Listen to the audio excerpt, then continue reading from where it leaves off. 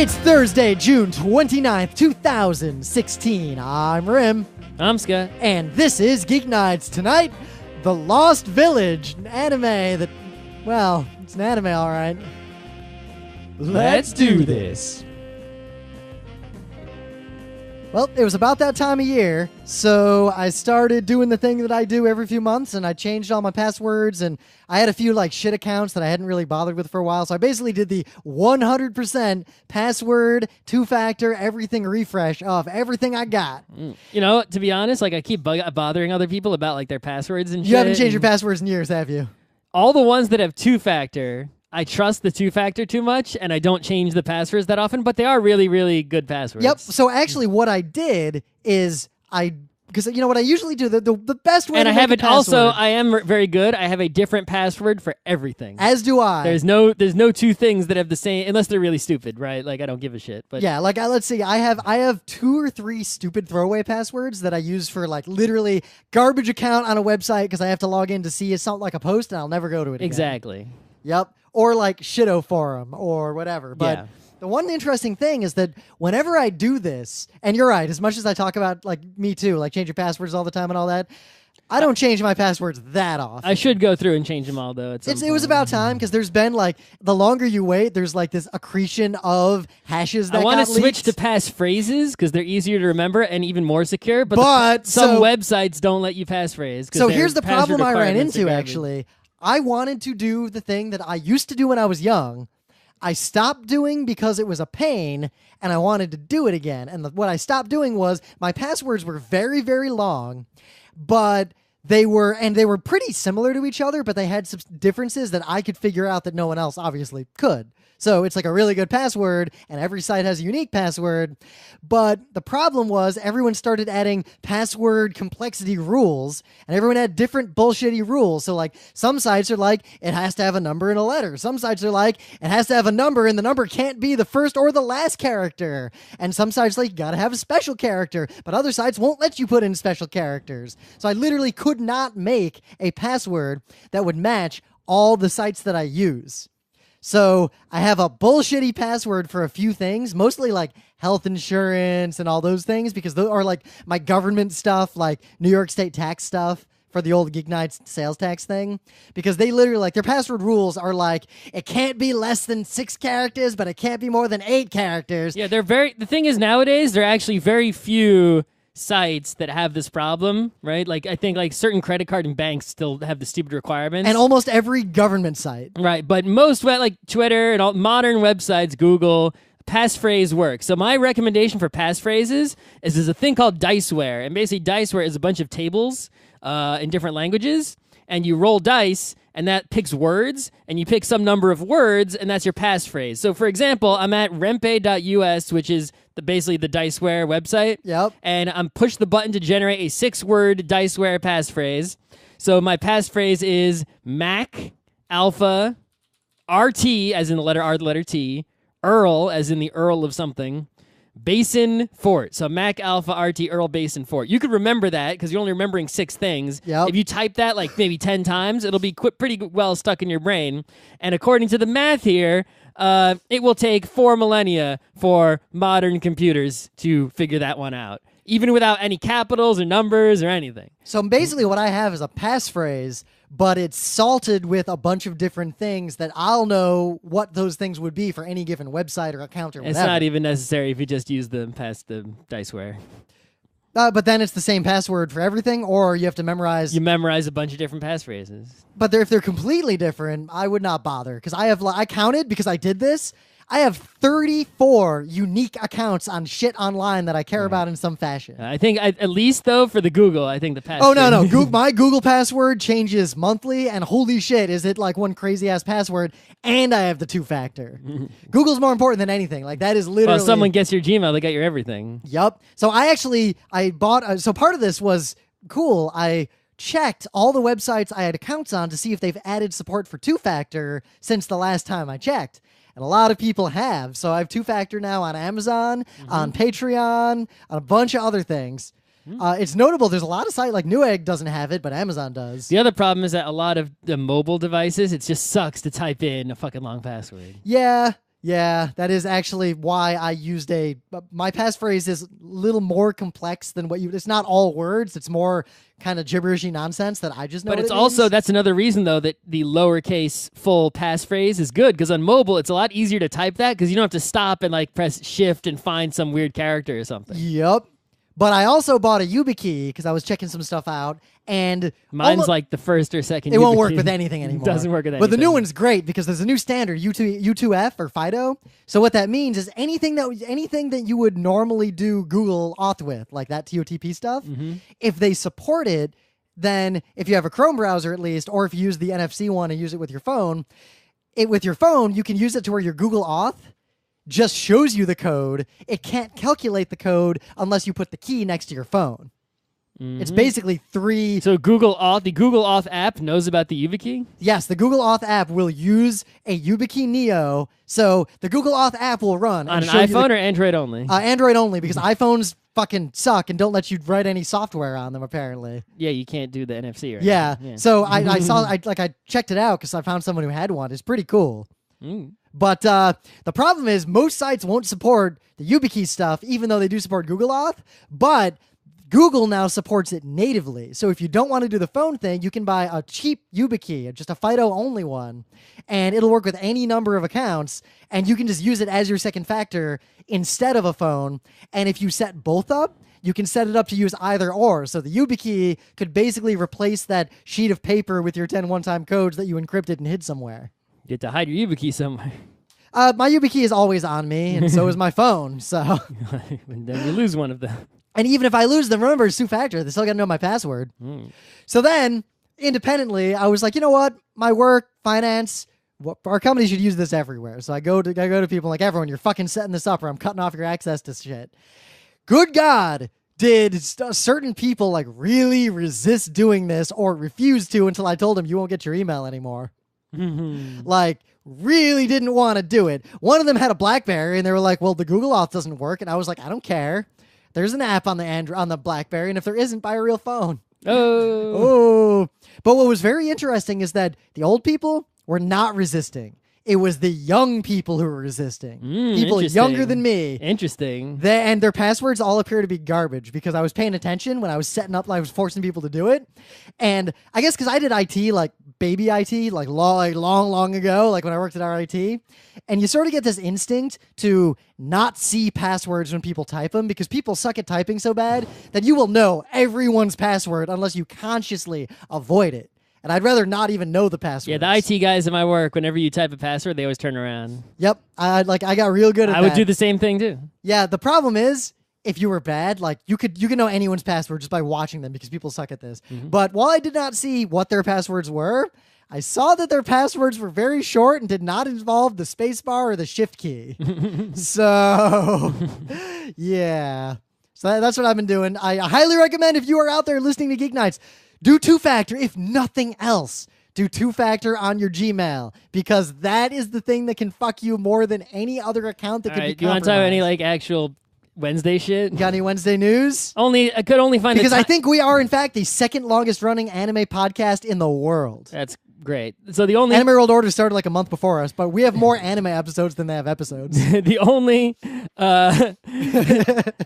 only Wednesday-ish news that I could find is that one of our Geek Nights' favorite comic creators, Jeff Lemire, has a new comic coming. I didn't even finish the last several. Descender? No, I didn't. Descender's still coming out. I know. I haven't even caught up with them. Anyway, Driller's a killer. I've only read that bit we reviewed. So the new comic, I mean, it's only the issue. I'm not buying it because I'm just waiting for the trade. Yep. It's coming from Dark Horse. It's Black Hammer. So it's a superhero thing, I guess. But Black Hammer.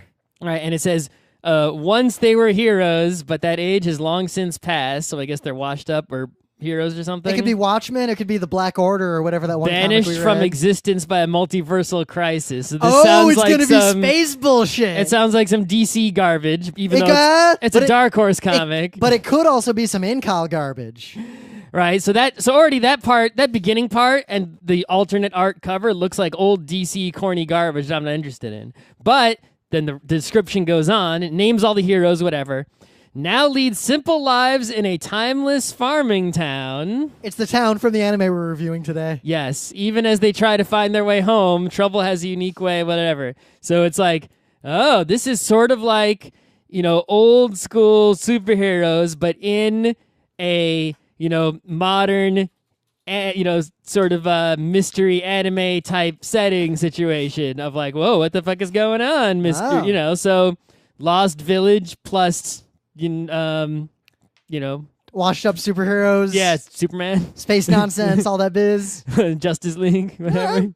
I mean, Lemire pretty much I'll check out. I don't think he's ever written a comic that I did not like reading. I'll read the first trade of anything he does unless he starts betraying me. Yeah, so, well, who knows? There might be some betrayal. I don't even know, what it's called. Black Hammer. It's like, dude, the title alone, I don't even need the description, right? It's like Mouse Guard is like home run with the black axe. You can hit a lot farther home run with a black hammer than you can with the axe. That black axe lived up to everything it should have lived up to, too.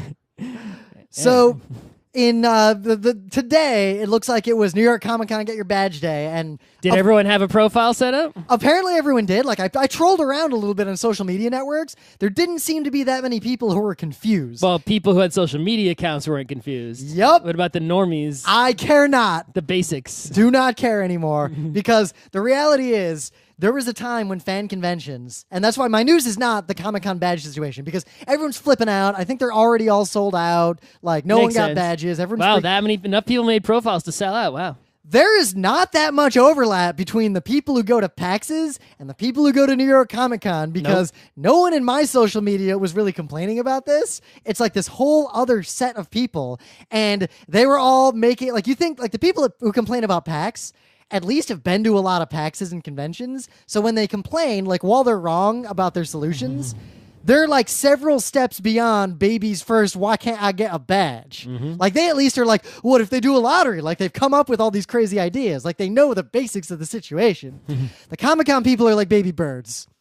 Like, they're like, it's the fucking scalpers. Oh my God, the scalpers. No, dude, it's not the scalpers. There's probably less scalping for this than any convention ever. It's with New their stupid York profiles. City. People go there for a day. There are like 60 million people who can get there as a day trip if they want. There are not 60 million badges for sale. But so people have, that all happened. It was just interesting to watch that go down. But my news is actually from April because it's tangentially related. So basically, New York Comic Con in the old days was a free-for-all and kind of a shit show. Like, we went every year, either as guests or press. I attempted to go. The first year, I didn't go, but I walked past it. That was the one the fire marshal shut down. I wanted to see what the deal was on the first year. So I walked past it and saw crazy lines going out the building and no one getting in. And the second year, I went for like a night after work on Friday just to see. And that's all the time I needed. But it's worth telling. And then like the third and fourth years, I went for a day each, and that was it. I went to every New York Anime Festival. I might have gone to the fifth year. Yeah. Sure. And I went to a lot of the New York Comic Cons. Oh, yeah, there was a New York Comic Con / anime festival where I went like only for like Sunday morning to see Makoto Shinkai and then left. I think that was the year I did panels, but you didn't. Like, you just didn't care and didn't even want to go. Like on Sunday, I went in, we saw Makoto Shinkai's movie and then left. And that was it. He's got a new movie coming, by the way. That's another news. Makoto Shinkai has a new movie. And when I saw the screen capture / poster for it, I thought it was just an old Makoto Shinkai movie. I saw it in the distance on Scott's tablet, and I was like, isn't that place promised in our early days or whatever? Yeah. I was like, did someone ripping off Makoto Shinkai? No, it's a Makoto Shinkai movie. It's coming. But in the old days, like for many, many years, New York Comic Con was not that well attended.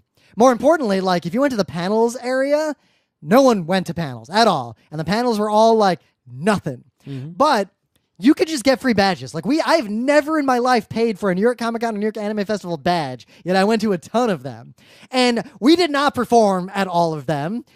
Basically, I would just go walk in, not even pre-regging. Look at every booth and leave. No, but without a badge. I would go up, I'd go to like the reg area, and I'd be like, I'm a professional, I'd like to get a professional badge.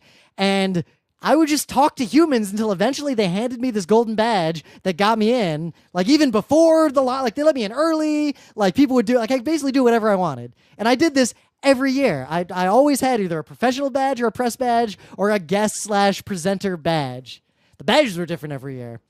So the news was for this year, a lot of people on the internet, and by people, these are people who have pretensions of being journalists or being in the entertainment industry, but the reality is a lot of them are smaller time than GeekNights. Okay. So they were all complaining that New York Comic Con wouldn't let them get professional badges.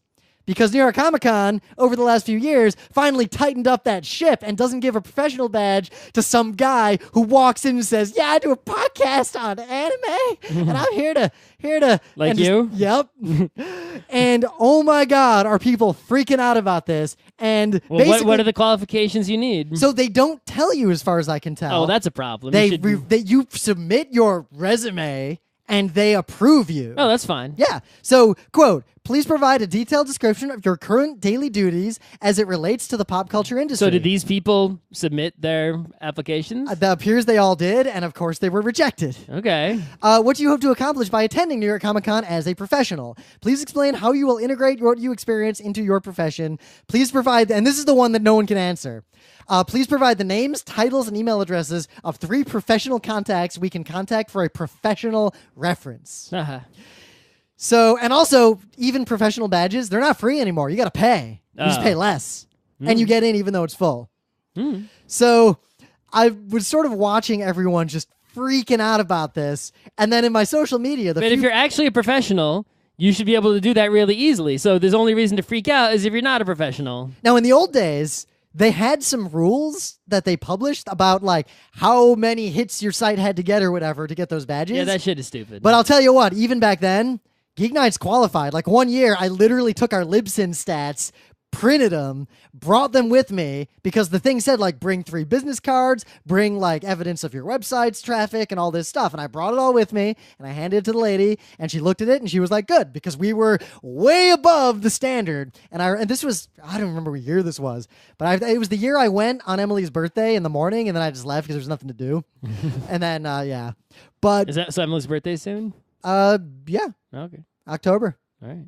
But I remember while I was handing my paperwork over, at the stall next to me was this dude, and he claimed to work for some anime journalism outfit. I didn't recognize him, obviously.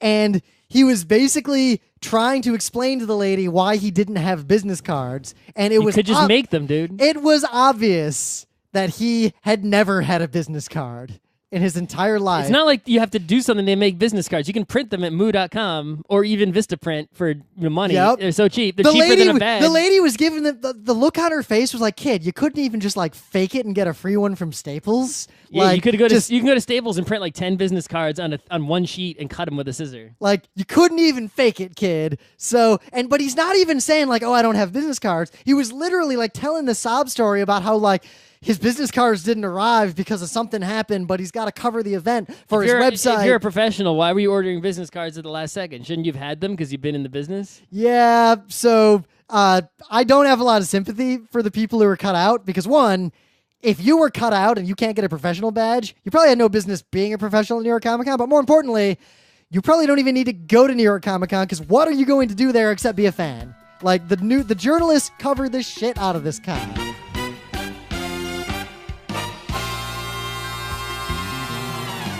But anyway, things of the day. So, this is something, you know black, right? Like the color black?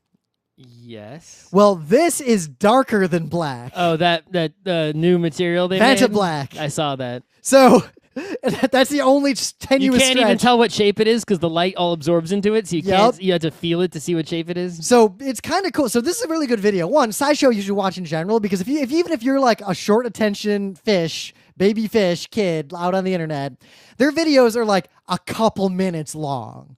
And they give you a lot of real science information in a hurry.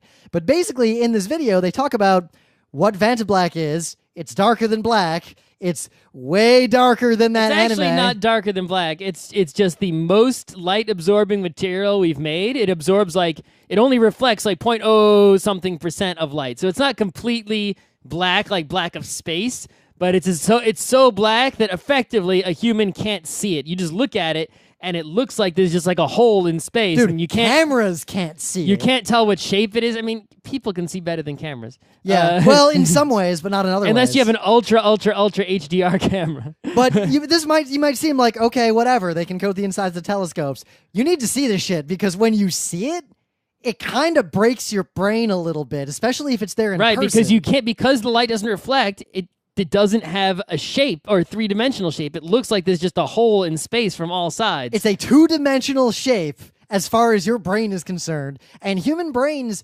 really have never experienced that before. Mm-hmm. Like, it's not something we've ever experienced ever until recently. It's like if you had a hole in it and your arm was coming out through the hole, it would look like this arm was just like disembodied, like, whoa!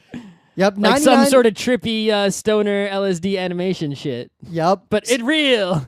It's not fake, it real. This video is really cool and talks about it, and I only brought it up because I always make fun of that anime, Darker Than Black, and I had to reference it at some point in How many GeekNights. episodes? How much Darker Than Black have you seen? I one watched episode? one episode. Yeah.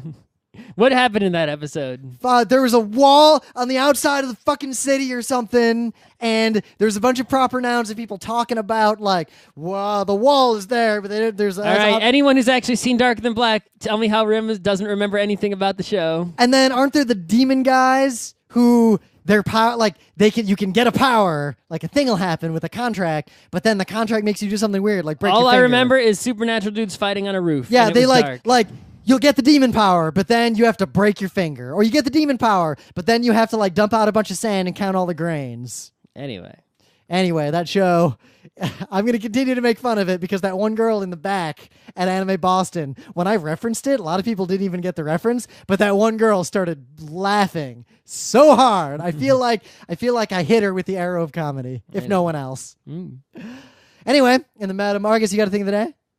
Oh, that wasn't the black thing. Wasn't your news? It was thing of the day. We're in things of the day. I said, but anyway, things of the day. I wasn't paying attention. Things. No one gives a shit. Of the day. Last year the Mets were very good, much better than the Mets usually are. This baseball we're talking about. You went to a World Series. There was a World Series in New York, and it wasn't in the Bronx. Like you were there, and the Mets were there. That hasn't happened since the year 2000, when the entire World Series was played in New York City.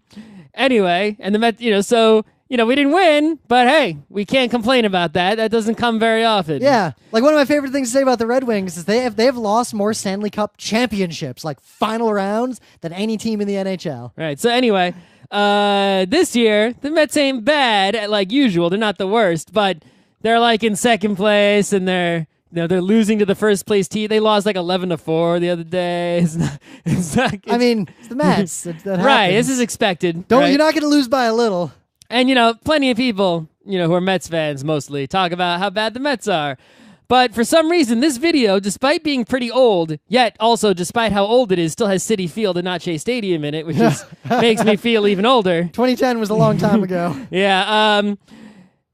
Someone made this really funny video about how bad the Mets are. And for some reason, I didn't discover this video until like a week or two ago. It captures all the beauty of like a public access commercial, right down to the production and like the it's pretty good. You could just apply the same formula to many other bad things, and it would be equally funny, but we got it first, so deal with it. Yeah. In the Meta Moment, the book club book's gonna be Oryx and Crake by Margaret Atwood, but there's a problem. So I just finished basically the entire Wheel of Time. Went around the whole wheel? Went around the whole wheel. All right, what's on the other end of the wheel? Well, actually, I went outside the wheel. Whoa. And you know what? It would be plausible to say that the Prince of Nothing happens in the same world. I mean, look, isn't it one of those ones where you could say anything happens in the same world?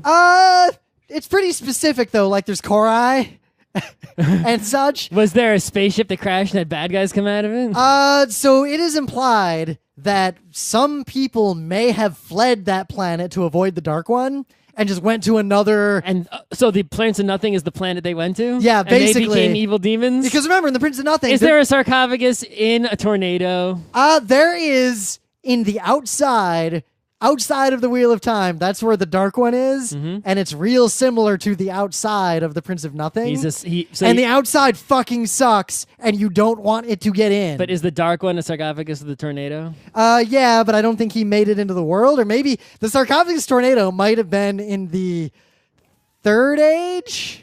Anyway, the one thing you would appreciate about the end of this book is that your complaint about every fantasy book, even the Prince of Nothing, is that the whole time there's all these references to like the old king. Yeah. Like the crazy like badasses. the king of Manetheren, the crazy badass. If you skip all the other books of the Wheel of Time and just read the last one, every single character who is still alive is now a crazy badass. Has leveled up to be like Arthur Hawkwing is like, God damn, guys, like holy shit. So Arthur Hawkwing is like a chump compared to Arthur Hawkwing is there. Well, they blow the horn and he shows up, right? Yeah, and he walks. I mean, a little spoiler. Are they blowing the horn like every 5 minutes? He basically walks over to Matt Cawthon and he's like, son, good job. Holy shit.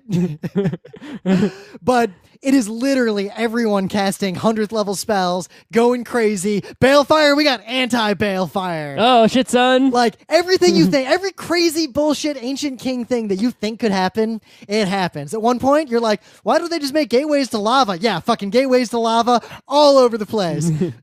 It's worth the payoff. Well, I don't know if anyone else should necessarily read all these books. The payoff of the last book. Just tell me.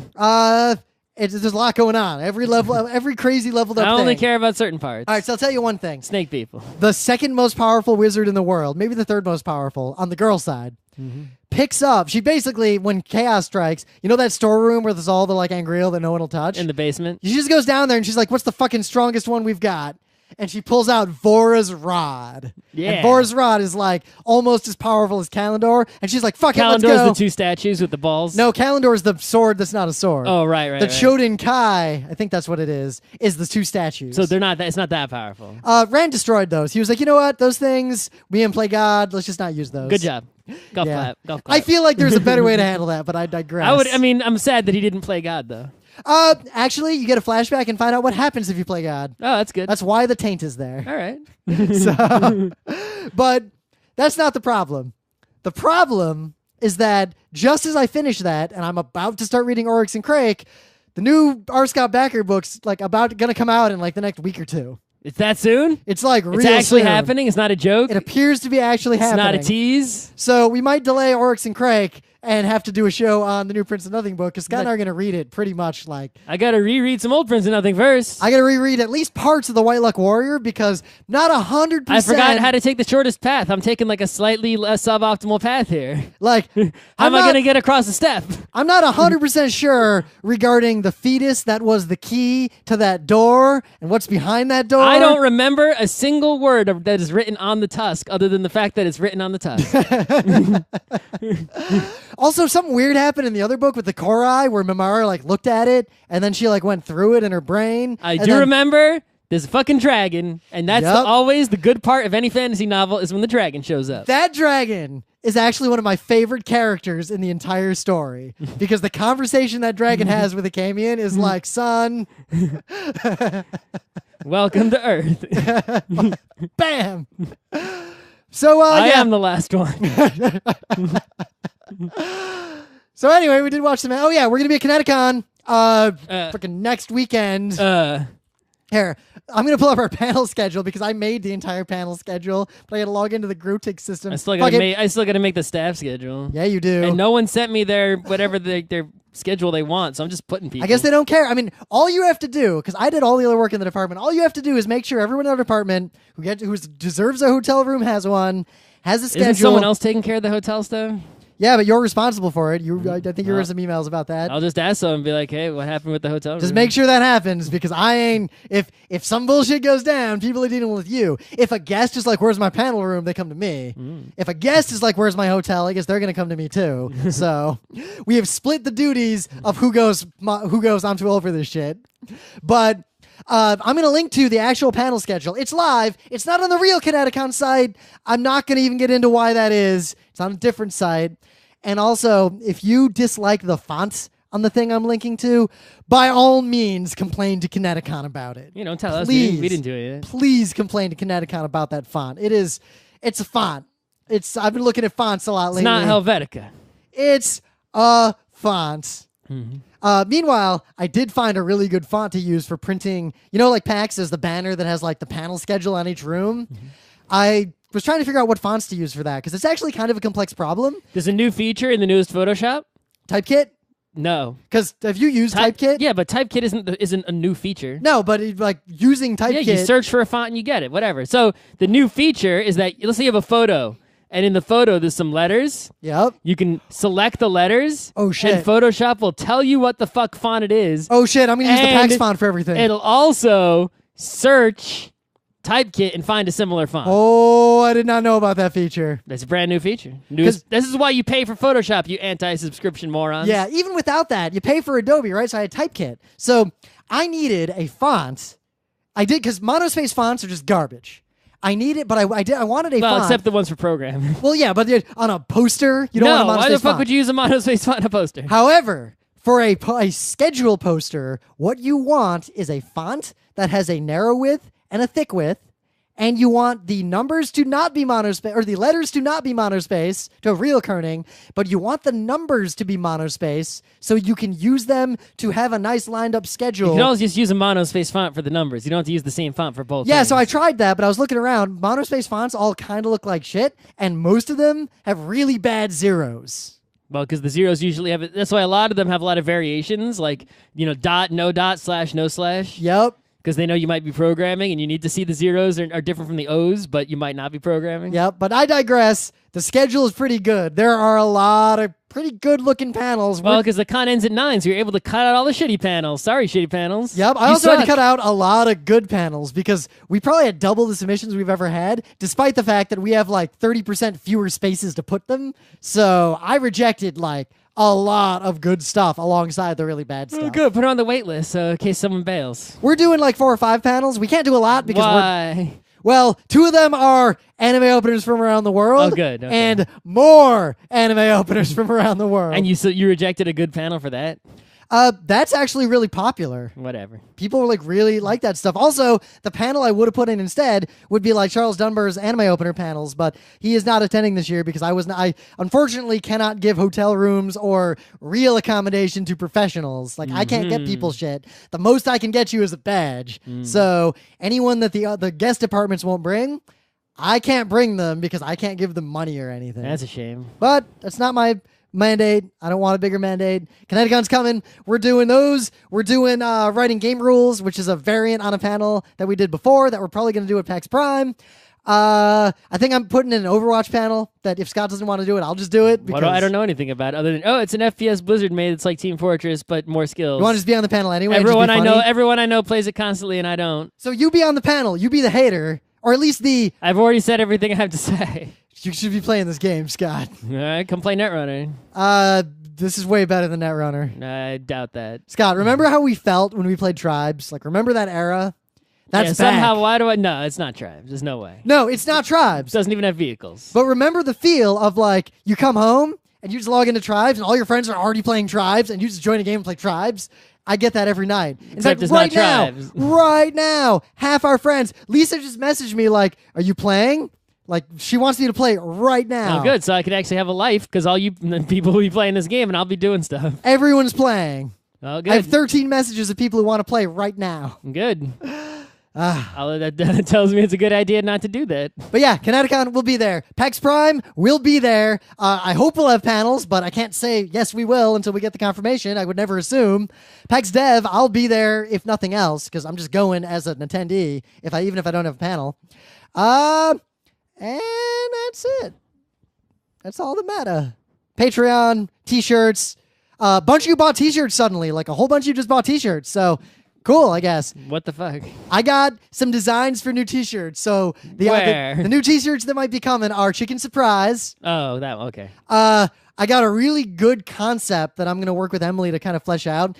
There's a picture of a really excited dog and a really not excited dog that's been making the rounds because everyone's kind of like, oh, it's Rim and Scott. So You're the only one who's making the rounds. no, it gets tweeted at me kind of regularly. You've seen those dogs, right? Mm-hmm. Yeah. So I kind of want to make a T-shirt. Well, doesn't someone own that photo? No, I want to make a T-shirt that is inspired by those dogs and us in some fashion. Mm-hmm. A stylized photo, a stylized design. I don't know. I'm coming up with it. But I'm doing Chicken Surprise first because goddamn do I want that Chicken Surprise shirt. So when we did our panel at Anime Boston, our annual panel, Judge Anime by its cover, one of the anime we judged by its cover was The Lost Village. And we said, oh, this looks like it has an interesting concept. It looks like it's sort of got one of those like scenario situations. Like 9 doors, 9 whatevers, 9 somethings. Yeah, you know, the things that they 9 doors, 9 dogs. There's a lot of Japanese and Asian, you know, in all mediums, books, movies, you know, especially, you know, I think the oldest one I remember is like Battle Royale, where you get a bunch of varied characters and they somehow get stuck, separated from society in an oddly specific predicament. Right, in a scenario with a bunch of rules or mysteries and something supernatural or something sinister. Now, this is a common trope outside of anime. Like, there's a bunch, like, if you go to Netflix and just go through random movies, there's a lot of, like, American movies that you don't even remember that are this exact same thing. Yeah. It's just, in anime, there seems to be an acceleration of these over the last 5 or 6 years. Right, also, you know, video games, visual novel type things. Yeah, right? just nine whatevers is the one I always think of. Yeah, and the sequel to that, Virtue's Last Reward. But when we reviewed it, we also said it kind of had a Bokurano vibe. We weren't sure if it would be like the show. Right, because Bokurano is basically one of those ones, only good, right? It's, yeah. You know, these kids, they're not completely separated from society in that one. It's actually, that's what makes Bokurano cool, is that they sort of aren't separated from society, and they go to like the military, and you're like, yeah, yo. like they go to the cops right away. Yeah, well, right away ish, but yeah, basically they go as right away as you could. Like, you can understand why someone wouldn't go to the cops. It's still a group of varied characters that get into a predicament with a lot of specific rules governing the scenario that they have to navigate, and horrors and supernatural and, you know, sinister things. Scott watched the whole thing. I've seen the first 5 episodes. I watched up to what I'm only going to describe, no real spoilers, as the giant stuffed kappa with a real human face also in it, like a photo of a Japanese man. It's half penguin, half face. But like photo of a real person, not even like drawn. Yeah, the supernatural thing. But you don't need to watch anymore. You're good. Yeah, I was going to ask you, should I finish it? I'll tell you everything you need to know if you tell me more Wheel of Time. Well, maybe we'll do a trade. So here's the thing. From the first, this is another situation. This happens to us kind of often, where the first episode of a show makes it look like it's going to be real good. Right, so the first episode of this show makes it look like about 80% good, right? It sets you up on the scenario. These people are found on the internet about this hidden village. They're on a bus that they rented in like a tour group to go find it on an adventure. The bus is weird, and there's sinister undertones. Right, they all want to escape their lives for some reason, so you got to learn about each character. The only thing about the first episode, which holds true for the rest of the show, is that you know, you have a bunch of varied characters. And when we say a bunch, it's not like a normal anime. It's not like 9 or 10. It's like 30. 20 or 30. There are 30 people. There's a lot. Plus all the new characters. Yeah. So, but, you know, the trope of these shows is like introduce all the characters, give the backstories, and then the writing always seems to come down to, well, these 5 are together, so let's consult our sheet of their personalities and have them interact in a superficial way like those characters would interact. This show takes that to such an extreme that after the first episode, I actually thought that this show is going to be like what Nadeshiko was to robot shows. I thought this was going to be like, this is taking the piss out of the genre. Nah. But as I started watching more, I worry that is an unintentional side effect of the really bad writing. Yeah, so a lot of the characters are really, really shallow and one-dimensional and really caricatures almost, right? Yeah. Like, you know, some of them get episodes that like explain their backstory and sort of give a reason for. But they're so dumb. Like the surly guy, his backstory is, I was doing an IT project and something went wrong, vaguely, and I got chewed out by my bosses because of it. And therefore, that's why I want to run away from society. Yeah. And that's why like, I have this personality of being angry at everything all the time. Like, you think we're joking? That is literally it. Yeah, it's really shallow and not, you know, complex or interesting. And what makes it worse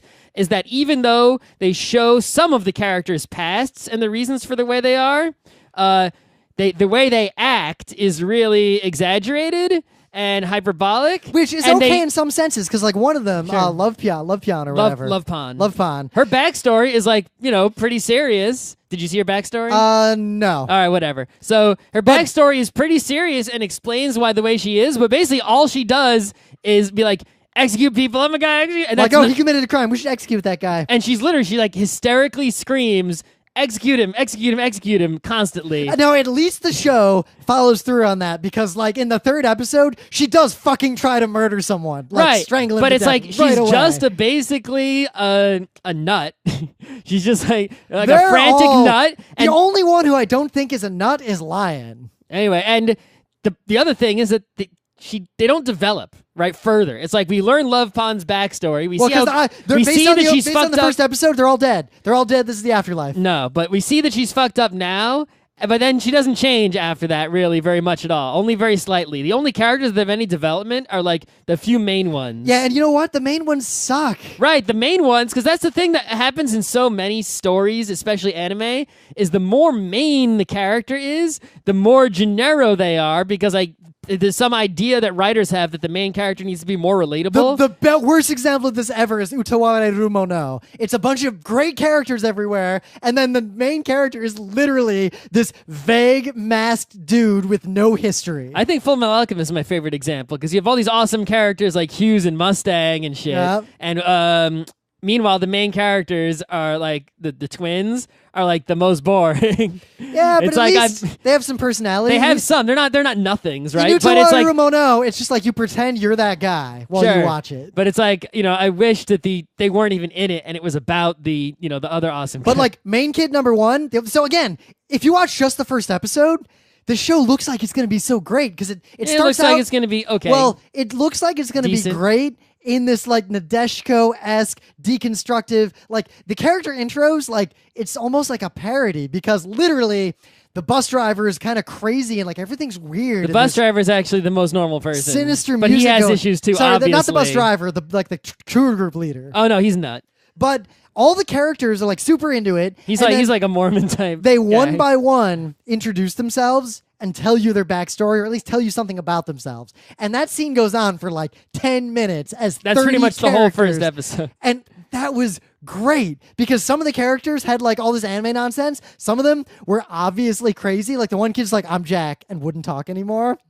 But And then there's the other Jack who's dressed like a pirate or some shit. Jack and Jack. The characters keep confusing this, but actually it's Jack and Judgeness. And just saying those words in Japanese, they sound similar, but it's Jack and Judgeness, and these two characters keep fighting about how they have the same name and it's bullshit. Like, oh my god, you stole my OC. Yeah. The characters are just so stereotypical that the first episode, I really believe that this show was taking that concept of we've got 9 characters with mysterious backstories and just saying, fuck it, we got, 30, and one of them's like literally just got guns. One of them is like literally a demon. Let's just fucking go nuts.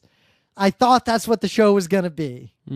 The fact that the show is actually just badly written and trying to do this scenario Basically, seriously. they do find a mysterious village that's mysterious, right? Because it's empty, but it's not like nothing's destroyed. It's just like it looks like the people have recently departed and left everything there.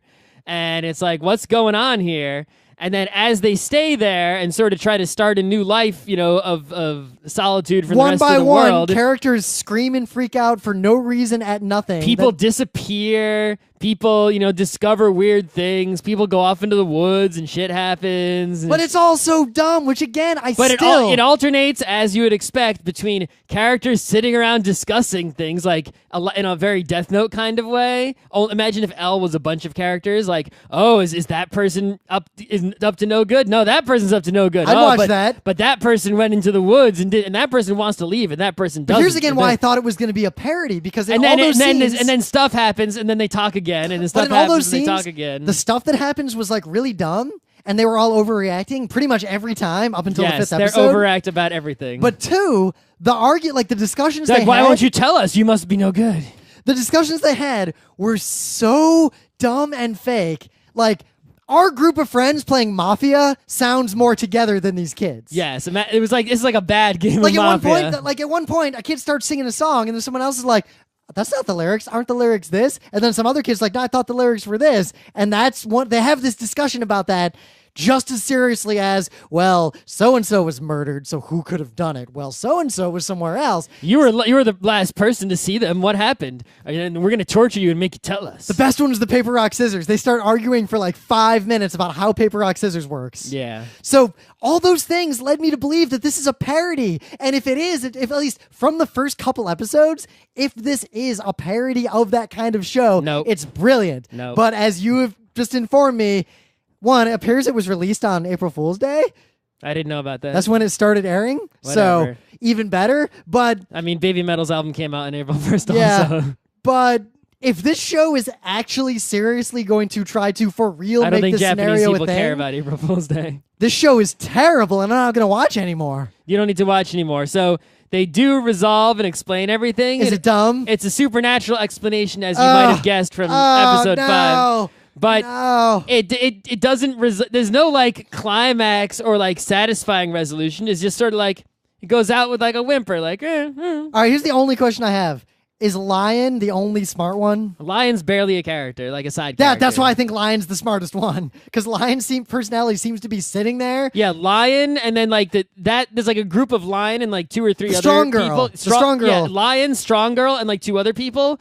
They're still around. I think in the last episode they're on screen for like a minute, maybe. Does the rapey they're guy like die? they're like the least. They're amongst the least crazy people. Does the rapey guy from the first episode who disappears die? Rapey guy is Because he's still missing when I stopped watching. Yeah, no, he is only half as rapey as you think, and he is not dead. Okay. And he only comes back in like 1 episode. Fat guy has to die because fat guy literally just eats food all the time and bitches about food. Oh, lazy fat guy? Yeah. He's just lazy fat guy to the end. That's it. There's There's nothing else going on with him. He's just sort of like there, like, yep, he's a background character. There's something to be said for the same thing with like the consistency. 2 people who are all like super in love. Same deal. Wow. Those 2 reminded They're me like as... they're like nothing throwaway characters. They shouldn't were even like- been in the show. They were like shit tier versions of the 2 characters from... It would have been something if they gave every character a full episode to explain their backstory, the way they gave some of the characters. But it's like Love Fawn isn't any more of an important character than than Fat Guy or In Love People or anything. But for some reason, they gave her an whole episode to explain her shit, and some of the other characters they didn't. But she has maybe even less impact on the story than they do. It's just But like just from the first episode, like I guess my advice to all of you as anime fans, watch the first episode because like watch it. Don't watch any more of the show. Pretend it was a parody of these kinds of shows and you'll get a lot out of it, I think. maybe. The first episode is really good. It's kind of like Kaze no Yojimbo. You watch the first episode, I mean, you're this like, isn't yeah. this isn't like the worst anime ever. It's just not really worth your time, even for 13 episodes, unless you're really hard up for some animes. Maybe we can make a At fan least it's not perverted, or it doesn't have any of those kinds of problems. Yeah. But But I guess it's animated normally. what if you just cut out every scene where either nothing happens or a character says their catchphrase? How long would the show be? Maybe 25% shorter than it is. So that means a lot of all right, in the 4th episode, I'll just spoil it. At one, they have this stupid plan. They split up because some of them are gonna go back to the bus, and I don't know why they think that's gonna work. Because the bus fell off a cliff and isn't For some drivable. reason, the bus keeps working and never runs out of gas or anything. It never runs out of gas. They never fill it, but it just keeps running whenever they need it. Like whenever the bus keeps doing stuff. But It so does. It's in the show straight to the end. The bus. But then, half the group is like, "Fuck this, we're out." Which, when they split into 2 groups, it was obviously smart kids on that team, dumb kids on the stay behind team. Yeah. But the smart kids start numbering the trees and walking away, and that's the kind of thing that happens in this kind of show. So they're numbering the trees on the map, and they get to go in a circle. They get to tree 91, and then they get to tree 8. Mm-hmm. So they got back to the campsite pretty quick. So it couldn't have been that someone tricked them by putting an 8 there, way out on the map, but the map matched the... So was it just a supernatural thing? Because it didn't make sense otherwise. I mean, I'd have to explain the whole show, which I don't mind doing, but people get mad, so whatever, and I want to go home. Yeah, I don't even care, actually. It's interesting. Some dumb shows, I'll watch to the end because I gotta know. But Wheel of Time, there's nothing to know. Part of the reason I kept going was I really wanted to know, and it was taking me longer to figure it out. I want to from know, Wikia. but I don't want to know. Read 15 books badly. It took me I read a bunch of Wikia pages to spoil the Wheel of Time, and it was so hard to piece it all together from that. It was literally faster to read the books. But with this show, Watch the first episode. I really think you should watch the first episode so you at least see what I mean. You don't even need to watch that. Just watch Bokurano instead. The first episode was interesting. Like, the fact that all the characters were, like, their screen names, and every one of them was, like, a different kind of that guy from the internet. And, yeah, whatever. The show gets bad, and I'm not going to watch any more of it. We said the show was going to be good. Oh, it was better than most of the other shows out there. Yeah, but I feel like of the shows we said were going to be good, it's like a C. This was the biggest C+, maybe C-. So far of every show depending on your mood. We pre-reviewed. This has been the biggest gap between what we expected and what we got. I never said it was going to be like so good. I said it had potential, which is we said it had a lot of potential, but it fell so far short of that potential. I mean, it fell short of expectations, but only slightly. Yeah. But My expectation wasn't that high. My expectation was B, and it got a C. Yeah, but C gets you already into, like, Armageddon territory, so... It's better than Armageddon. Like, actually, I think Armageddon might be, like, a B-. Well, Armageddon might be more entertaining in certain scenarios. Yeah. Like, this gets less entertaining every minute that it goes on. Yeah, don't come to the show for entertainment value. You're not going to get that. Yeah. Now I started scrolling through reviews, and the people who say it's great clearly haven't seen a lot of anime. And the people who say it's bad, the people who say it's great either haven't seen a lot of anime or they're basically saying it's a shitty B movie that goes on forever. If you like shitty B movies, you'll love the shit out of this show. It does have that kind of feel. Like, and you'll enjoy it if you're literally in it to see how bad the script is written. Yeah, it has that kind of feel for sure. Like, I've enjoyed things on that level before, so I can see that. A poorly paced B movie. The people who say it's bad seem to be split between people who say they don't get it. And there's nothing not to get. If you don't get it, this isn't a show. It spells it all out for you at near the end. It just tell you everything literally. In the Anime News Network forums, like in the episode 5, I found a thread where like the giant kappa gets revealed. It's not a kappa. It's a half penguin, half person. But it's got the bald-headed kappa-looking thing on it. It's not. There's no kappa relation. So it's a penguin. It's half stuffed penguin, half person. Because at first I thought it was a penguin, but then I saw the bald head thing. I was like, oh, I guess it's a kappa. It's just bald. And a Japanese guy with like a thin mustache coming in. Yeah, whatever. Like a photo of him. But like in the 4th episode, they go into the train track tunnel. And I'm like, all right. The train track tunnel's a big deal. But then the guys that got the flashlight, he's like, oh my God, there's some crazy shit. And then they all scream and run away without saying what it is. But then when they get back to camp, they're like, it was a giant, like... main character. Yeah. That is literally the second to last thing I would have expected them to have seen, screamed, and run away from. My list was number 1, train. Number 2, ghost train. Ghost train would have made the show great. Yeah. Number 3, the bear monster. That would have been great too. Number 4, like mirrors of all the other kids. But near the bottom of the list was things like actual Freddy Krueger, Black Dynamite, Evangelion. But Black Dynamite. Yeah. Like, literally, it's Hideaki Anno. Like, he is a character in the show now. But right at the bottom... That's Blue Blazes. You should watch that. Right at the very bottom down there is a bigger version of one of the characters. 4 meters tall, give or take. Whatever. Don't watch this show. Just watch the first episode.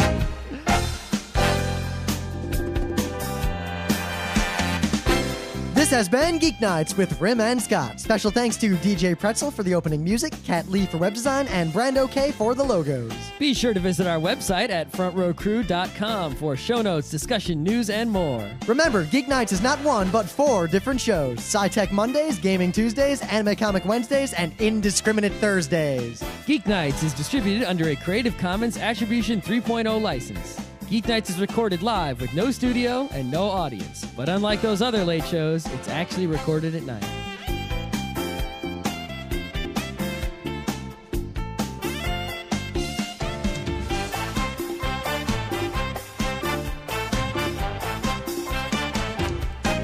The patrons for this episode of Geek Nights in decreasing amount of money that they send us on a continuing basis are... Alan Joyce, Rebecca Dunn, Nicholas Brandow, Heidi McNichol, Amanda Duchette, James David White, Christian Kuntz, Construction Noises, MyStady.com, Sean Hayworth, William Eisenrose, Jeremy Miner, Chris Reimer, and Thomas Hahn. Devin Goodman, Iggy Kidd, Matthew Smith, Shar Tavishan, Joshua Joestar, Tyler Eller, Don Schleich, Sean Yeager, Clinton Walton, Ren from New Zealand, Robert Lee, Ryan Perrin, Drew Openlander, Ray Lavelle, Brian Cedrone, Rochelle Montanona, Finn Eric Silverod, Chris Reimer, and Thomas Hahn. Aaron Cerise, Chris Midkiff, Chris Knox, Flame Darkfire, and me, Dio. Sam Cordry, Daniel Redmond, Sean Klein, Chris Reimer, and Thomas Hahn. It's like pulling teeth to get Scott to do the Q&A episodes. We were going to record the Q&A for the previous month now, but we had to edit the show at the normal time instead of going late, partly because one of our bunnies is a little sick and we got to do some medicine and take care of him, so that's the reason for the delay. But what I'm going to do for the June Q&A, partly because I just want to see this happen once, is I'm going to open it up to all the patrons, but they'll only have like a couple days to submit their questions, but I will make sure that anyone who is a $5 or above patron, your questions get asked first, and then we'll let all the plebs, and we'll make it clear who's a pleb, so you guys still get your privilege. But don't worry, generally you've got to be at that tier to ask questions normally. But that's sort of a throw out to all the people who give us $1. Because honestly, I'd rather see a world where all our listeners give us $1 and nobody gives us more than $1, because that would actually be a lot of money, and we could do stuff with it. Otherwise, the only other update is that the money has not been spent on anything yet. I haven't even taken it from Patreon. It's just sitting there waiting for its project. And the potential projects are coming and doing a big show at PAX Australia. I'm talking to some people about that. Potentially buying a significant amount of further equipment to start really cranking out videos. Or straight up starting a small gaming convention in downstate New York. Like, for real, a 2-day convention. The way it would work would be pretty much, to start, it was Saturday and Sunday only. Saturday would be sort of an open gaming thing. There'd be a keynote, like one sort of like keynote. Like, so we'd do like an intro thing. There'd be a keynote from someone kind of serious. And then it would just be open gaming and tournaments all day. Probably like one tabletop area and one video gaming area. And then Sunday would be the same convention, but it's a curated event. An example of the kind of curated event we would do would be like Burning Con. So basically it would be like an example con would be Saturday's the game day. Sunday, for everyone who's still in for it for that, it would be like a 1-day version of Burning Con. That's what we're looking at doing, and there's a chance we'll use the Patreon money to do the groundwork to make that happen. So stay tuned. We're working on it. We got to make sure Kineticon happens before we do our own con, but stay tuned for real. But anyway, now I leave you with something odd.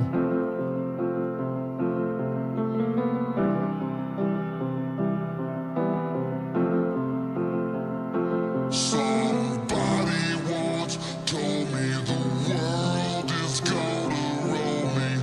I ain't the sharpest tool in the shed. She was looking kind of dumb with her finger and her thumb and the shape of an L on her forehead. Well, the years start coming and they don't stop coming. Fed to the rules and I hit the ground running. Didn't make sense not to live for fun. Your brain gets smart but your head gets dumb. So much to do, so much to see. So what's wrong with taking the back streets? The Google Auth app knows about the YubiKey? Yes, the Google Auth app will use a YubiKey Neo. So the Google Auth app will run On an iPhone or Android only? Android only, because iPhones fucking suck and don't let you write any software on them, apparently. Yeah, you can't do the NFC, right? Yeah. So I saw, I checked it out because I found someone who had one. It's pretty cool. But the problem is most sites won't support the YubiKey stuff, even though they do support Google Auth. But Google now supports it natively. So if you don't want to do the phone thing, you can buy a cheap YubiKey, just a FIDO-only one, and it'll work with any number of accounts, and you can just use it as your second factor instead of a phone. And if you set both up, you can set it up to use either or. So the YubiKey could basically replace that sheet of paper with your 10 one-time codes that you encrypted and hid somewhere. You have to hide your YubiKey somewhere. My YubiKey is always on me, and so is my phone, so... And then you lose one of them. And even if I lose them, remember, it's two-factor. They still got to know my password. So then, independently, I was like, you know what? My work, finance, our company should use this everywhere. So I go to people like, everyone, you're fucking setting this up or I'm cutting off your access to shit. Good God, did certain people like really resist doing this or refuse to until I told them you won't get your email anymore. Like, really didn't want to do it. One of them had a BlackBerry, and they were like, well, the Google Auth doesn't work. And I was like, I don't care. There's an app on the BlackBerry, and if there isn't, buy a real phone. I don't change my passwords that often. I should go through and change them all, though. It was about time, because there's been, like, the longer you wait, there's, like, this accretion of hashes that I want got to switch leaked. to pasphrases, because they're easier to remember and even more secure, but some websites don't let you passphrase. So here's the problem I ran into, actually. I wanted to do the thing that I used to do when I was young.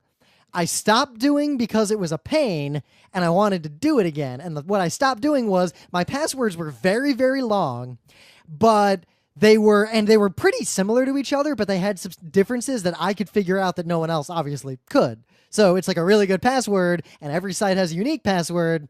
But the problem was everyone started adding password complexity rules, and everyone had different bullshitty rules. So like some sites are like, it has to have a number and a letter. Some sites are like, it has to have a number, and the number can't be the first or the last character. And some sites like, you gotta have a special character, but other sites won't let you put in special characters. So I literally could not make a password that would match all the sites that I use.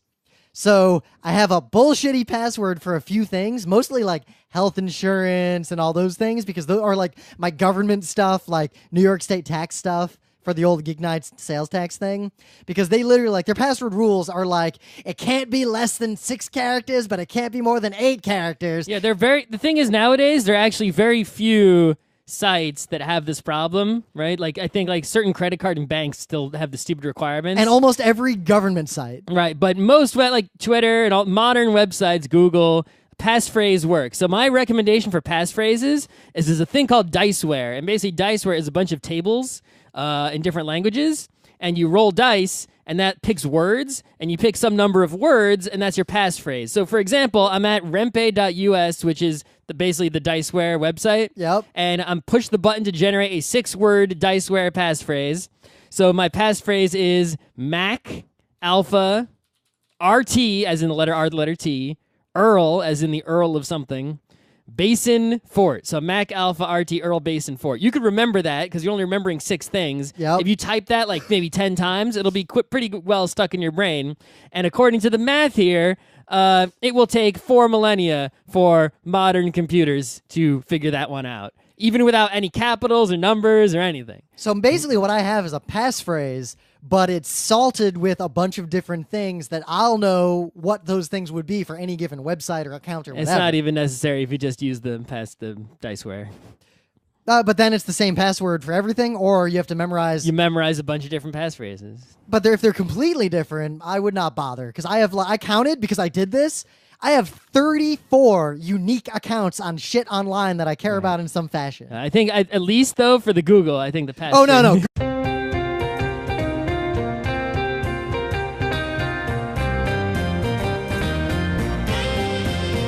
It's Thursday, June 29th, 2016. I'm Rim. I'm Scott. And this is Geek Nights. Tonight, The Lost Village, an anime that, well, it's an anime, all right. Let's do this.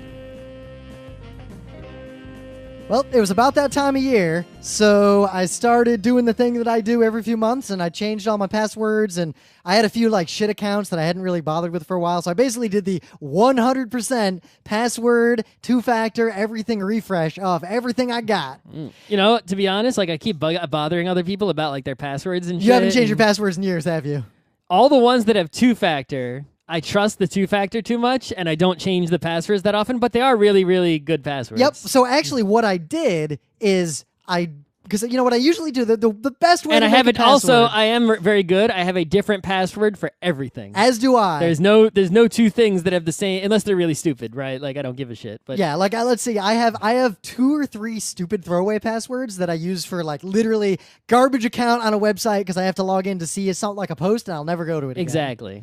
Yep. Or like Shitto forum or whatever. But The one interesting thing is that whenever I do this, and you're right, as much as I talk about, like, me too, like change your passwords all the time and all that, my Google password changes monthly, and holy shit, is it like one crazy ass password, and I have the 2-factor.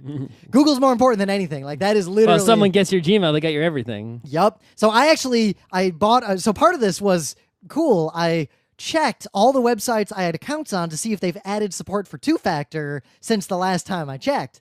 And a lot of people have. So I have 2-factor now on Amazon, on Patreon, on a bunch of other things.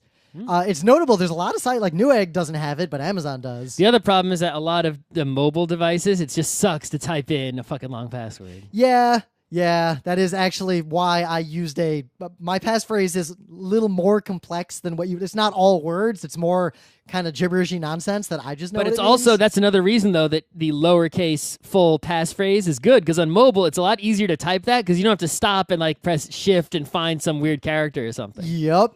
But I also bought a YubiKey because I was checking some stuff out, and Mine's like the first or second. it won't YubiKey. work with anything anymore. Doesn't work with anything. But the new one's great because there's a new standard, U2F or FIDO. So what that means is anything that you would normally do Google Auth with, like that TOTP stuff, if they support it, then if you have a Chrome browser at least, or if you use the NFC one and use it with your phone, you can use it to where your Google Auth just shows you the code. It can't calculate the code unless you put the key next to your phone. It's basically 3